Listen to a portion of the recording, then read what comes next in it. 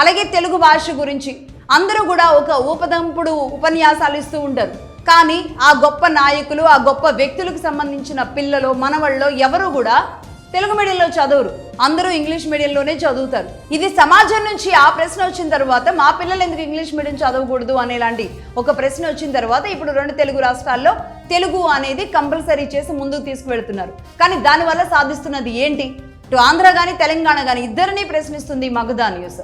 దీనివల్ల సాధిస్తున్నది ఏంటి అంటే ఉద్యోగాల్లో తెలుగు మీడియం చదివిన వాళ్ళకి కనీసం ఒక 5%, 10% ఉద్యోగాలు వస్తాయి తెలుగు వైపు వెళ్ళినప్పుడు, తెలుగుని ప్రామాణికంగా తీసుకుని వెళ్ళినప్పుడు అని నమ్మిన వాళ్ళు, ప్రభుత్వ ఉద్యోగాలు, రాష్ట్ర ఉద్యోగాల్లో ఉండాలి అనుకున్న వాళ్ళు కనీసం అటువైపు వాళ్ళ పిల్లల్ని చదివిస్తారు.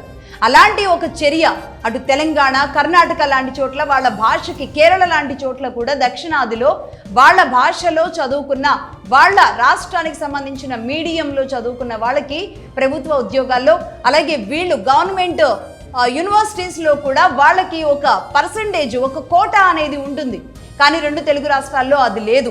అది ఉంటే గనక ఈరోజు ఎలా ఉంటుంది అంటే పద్యం అంటే ఏంటి, గద్యం అంటే ఏంటి, కవిత ఏంటి, సాహిత్యం ఏంటి, ఛందస్సు అంటే ఏంటి, అప్పుడు కదా ఆనాటి సాహిత్యం నిండిన, రచయితలుగా నిండిన కవిత్రయం లాంటి గొప్ప గొప్ప వ్యక్తులు ఈనాటి నేల మీద పుట్టడానికి అవకాశం ఉంటుంది.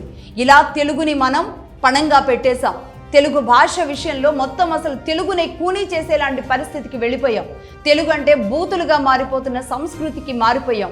ఎక్కడ ఏ బూతులు విన్నా సరే తెలుగుకి ఒక రకంగా తెగులు పట్టింది అని అనేక మంది పెద్దవాళ్ళు, గొప్పవాళ్ళు ఈరోజు మాట్లాడుతూ బాధపడుతున్న పరిస్థితులు ఉన్నాయి.